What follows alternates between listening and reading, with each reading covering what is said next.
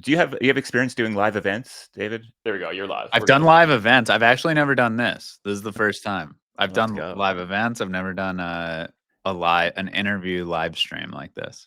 Has anyone ever said that you look like Dan Romero? Because when you popped up, I was like, no, maybe I am. I'm actually using a deepfake filter. okay, there we go. That's it.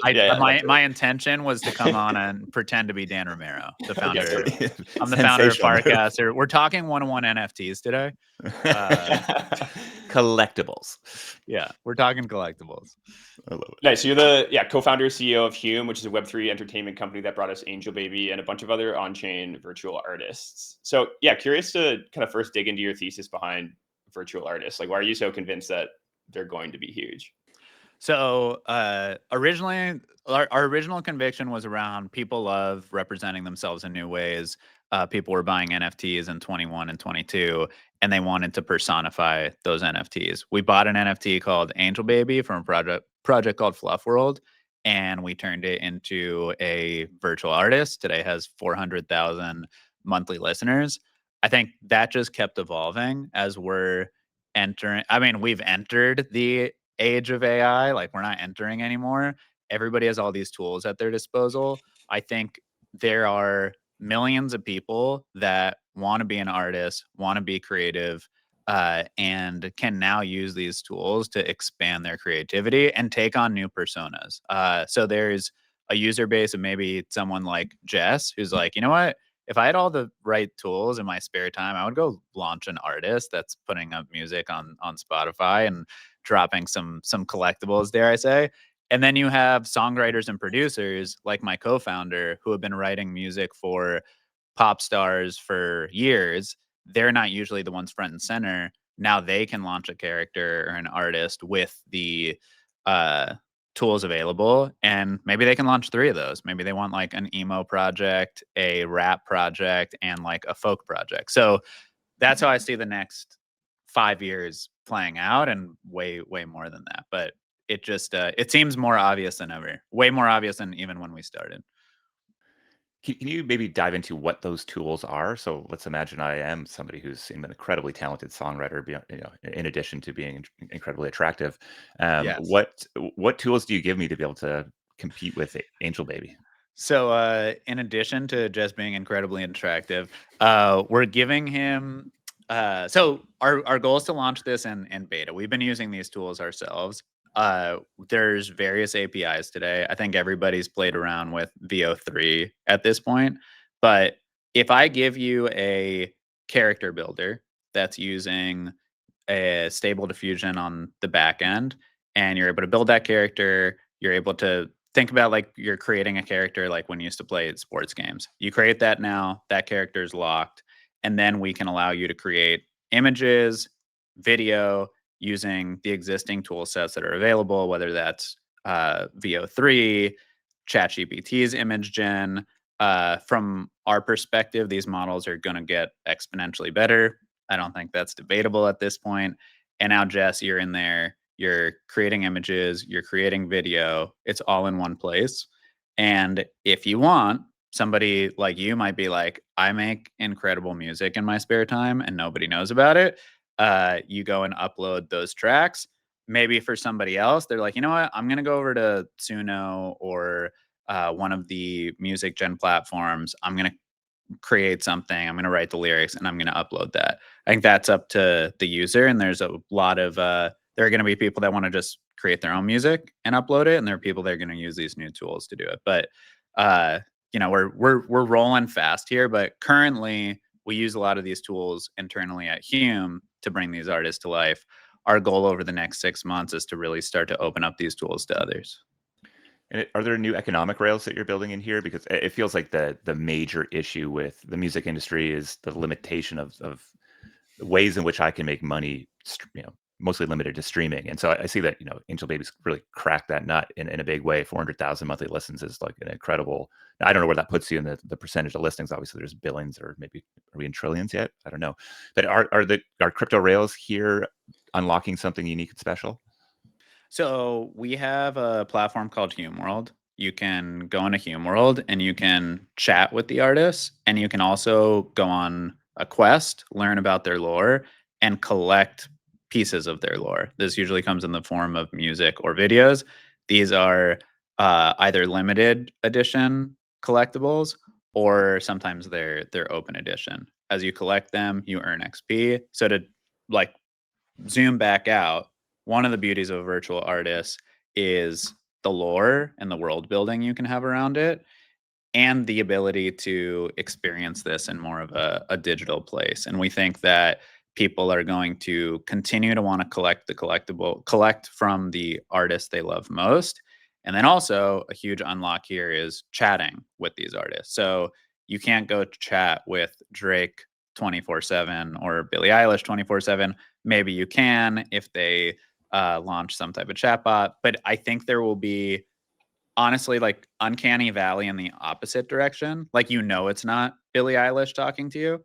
Here, like, it is Kai talking to you, or it is Angel Baby talking to you. Like, there's who's to say it's not. So we think that's really interesting. And when you look at one of the best consumer use cases for AI, and when I say consumer, I don't mean in like tooling or people using it for work, but true consumer have been chatbots. Character AI has proven this out. So we see a big opportunity there when it comes to interacting with a virtual artist and falling in love with it, and continuing to have that kind of like relationship.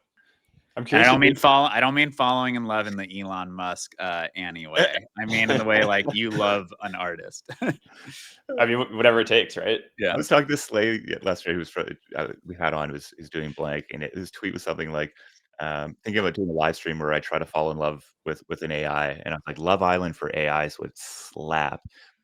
We came up to the conclusion that he's too smart for her right now, and so he needs to either do a bunch of drugs or spend like an afternoon on Pumped Up Fun to actually get to the appropriate level with it. But Yeah. agree, the stuff is taking off and growing at an exponential pace.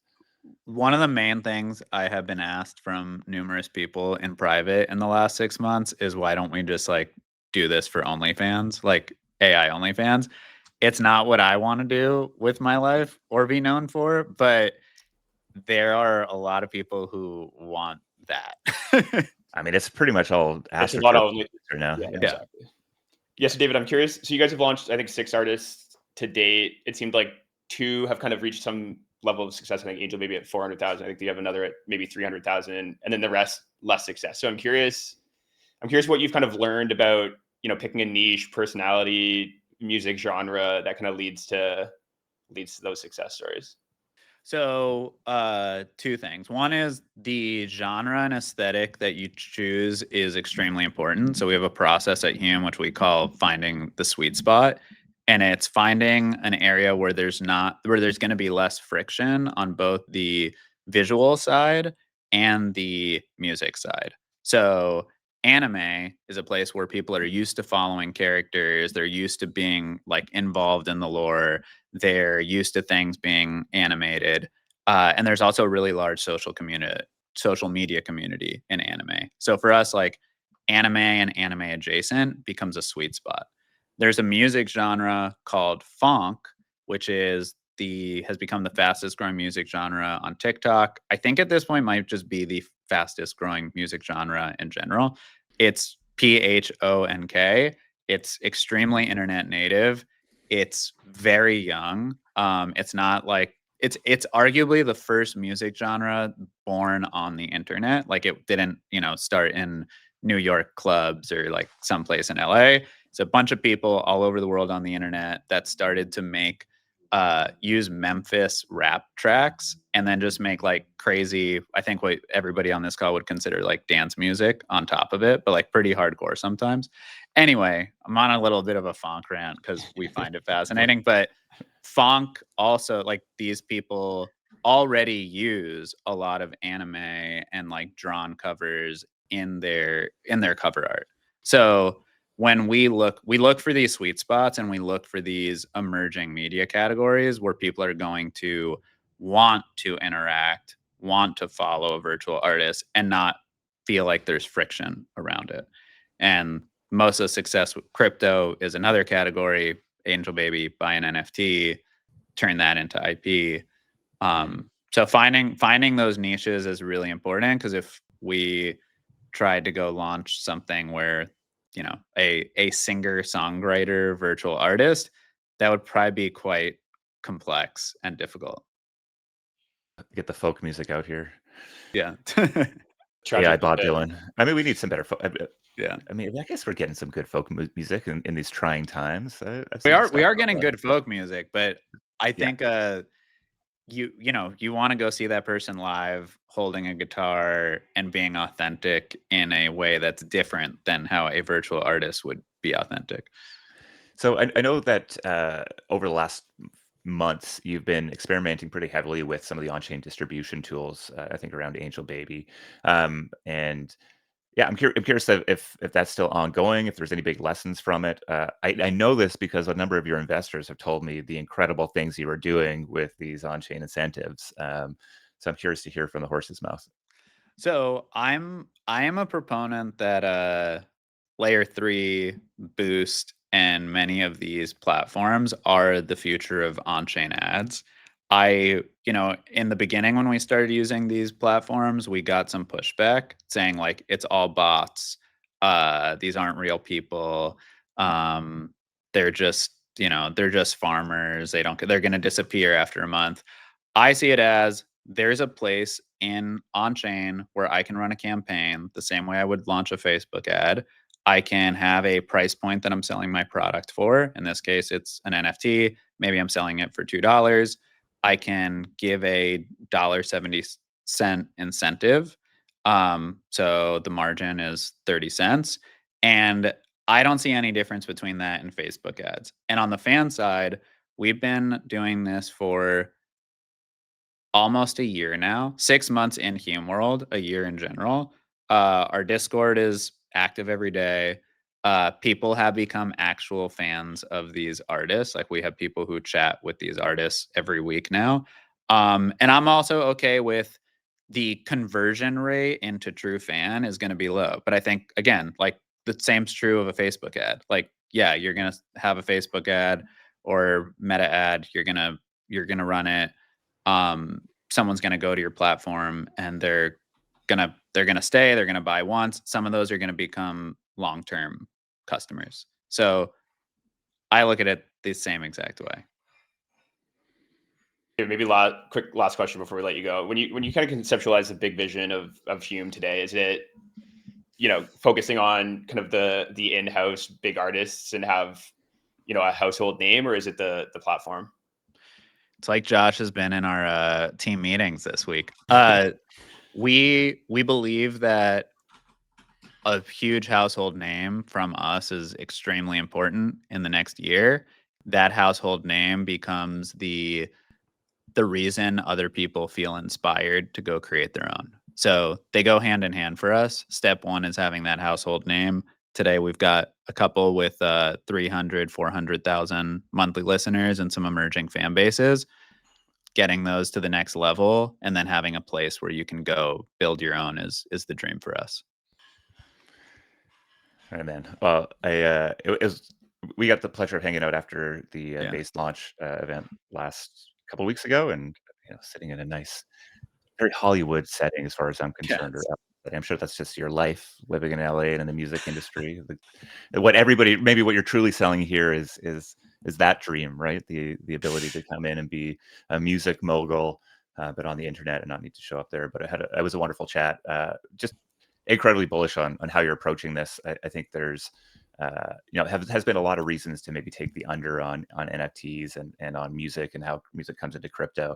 But I think just seeing this convergence of the explosion in AI with the new business models and unlocks that crypto had sort of focused on over the while, it just think such a perfect example of how they come together and in a way where people get to be creative and participate with it. So it's been wonderful seeing your journey. Very excited to see what you guys ship next. And when you want to make me a huge avatar music star, I'm ready, baby. I'm ready. We're ready for you, Jess. Thanks for having me on, guys. It was a pleasure. All right. Thanks, David. See you, dude. Appreciate it. Bye.